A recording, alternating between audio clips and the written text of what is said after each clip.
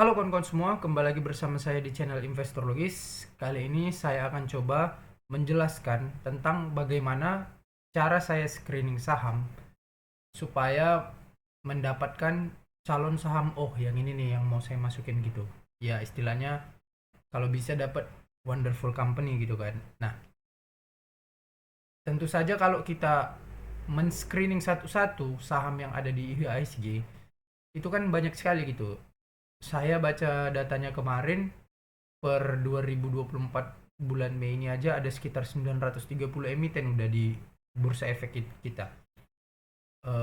Kembali lagi, BEI juga ngasih statement kalau misalnya 2024 ini target mereka ada 1000 emiten yang sudah IPO di bursa efek kita gitu.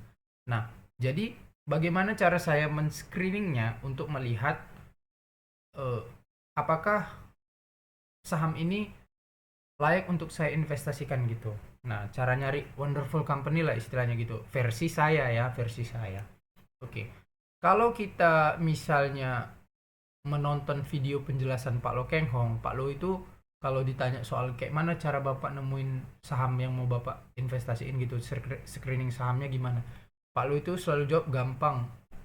Saya lihat aja mana yang PE ratio-nya rendah, mana yang PBV-nya rendah gitu kan. Nah, PE ratio yang dibilang Pak Luhur rendah ini, dia katakan di salah satu seminarnya itu, dia selalu nyari saham yang PER-nya itu atau PE ratio-nya itu di bawah 9 kali gitu. Kalau price to book value-nya di bawah 1 kali gitu. Nah, apakah saya sama? Sama juga kawan-kawan. Jadi saya patokannya 9 kali juga PE ratio-nya kalau price to book value-nya di bawah 1. Nah, tapi kan gimana cara apa namanya? Screeningnya gitu, karena kan banyak kali gitu, nggak mungkin kita periksa satu-satu gitu kan. Nah, salah satu cara screening saham yang saya gunakan itu caranya seperti ini kawan-kawan. Yang pertama saya pakai aplikasi Stockbit, dan saya tentu harus sudah punya akun Stockbit gitu kan. Nah, saya besarin dikit nih biar kelihatan. Nah, kemudian di Stockbit ini ada fitur yang namanya screener gitu. Nah, jadi saya memanfaatkan fitur ini kadang kala. Nah, kalau Pak bedanya saya dan Pak Lokeng Hong, kalau Pak Lokeng Hong itu kan dia nggak terlalu peduli gitu sama saham yang mau dia invest ini harus bagi dividen gitu kan. Tapi kalau saya cukup peduli kawan-kawan, walaupun ya dalam soal valuasi harus sama gitu kan, kayak PER sama PBV-nya gitu. Tapi Pak Lu pernah ditanya, dia nggak terlalu dividen oriented, dia lebih ke arah capital gain oriented gitu kan, lebih ke arah pendekatan yang mengincar capital gain yang besar gitu kan. Nah, tapi setelah saya pikir-pikir, ini wajar aja gitu. Karena Pak Lo Keng Hong itu kan uangnya udah banyak gitu. Lagian juga dia karena uangnya udah banyak, dia kan beli saham itu banyak. Ada di perbankan, ada yang di batu bara. Kalau dia dapat dividen dari dua sektor aja, kayak di perbankan dan batu bara itu kan rata-rata bagi dividen gitu kan. Nah, ya udah, dia udah dapat dividen gitu kan.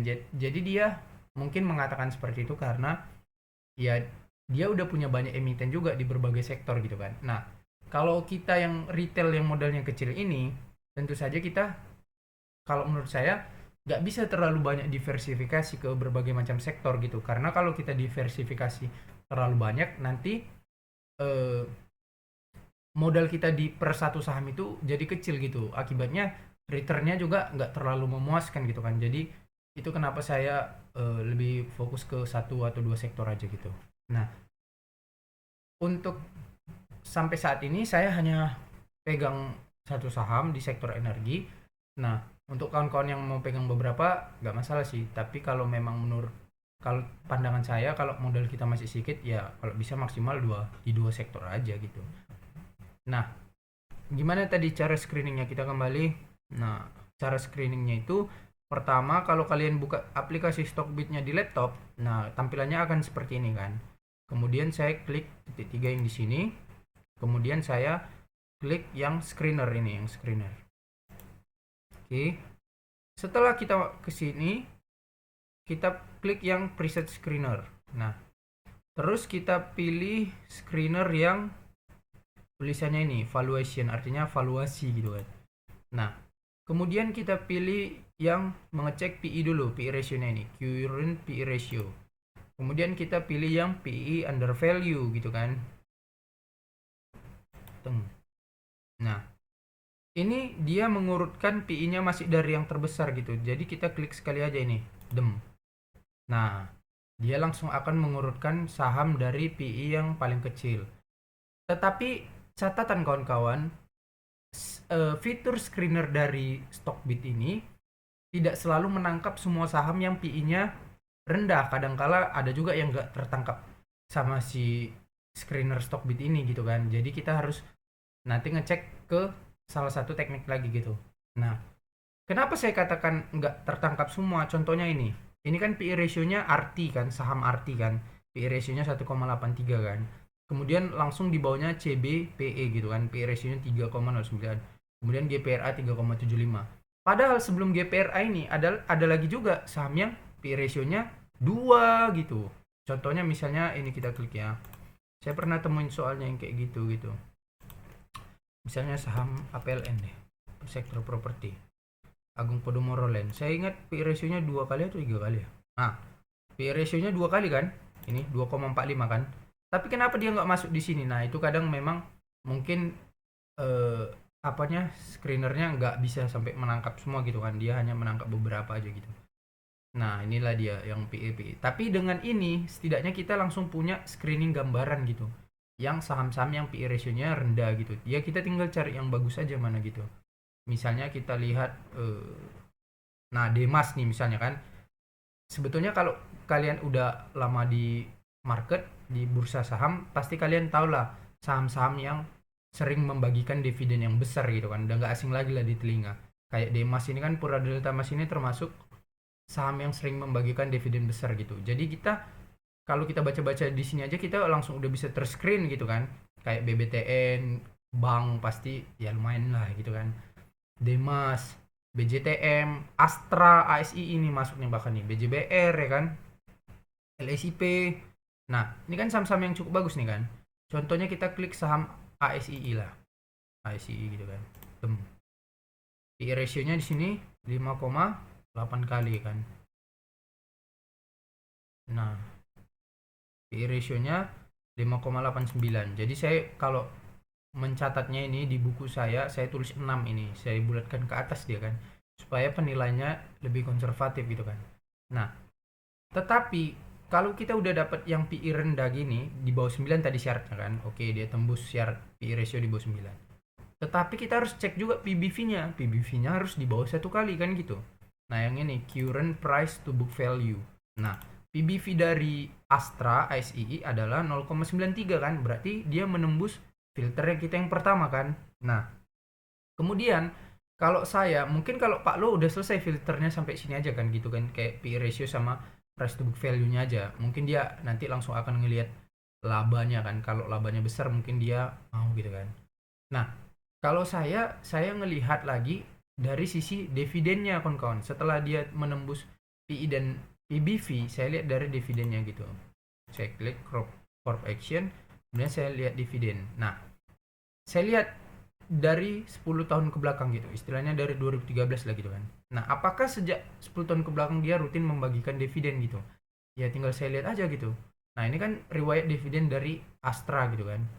2013 dia bagi 2 kali, 14, 15, 16, 17, 18, 19, 20, 21, 22, 23, 24 masih sekali ya.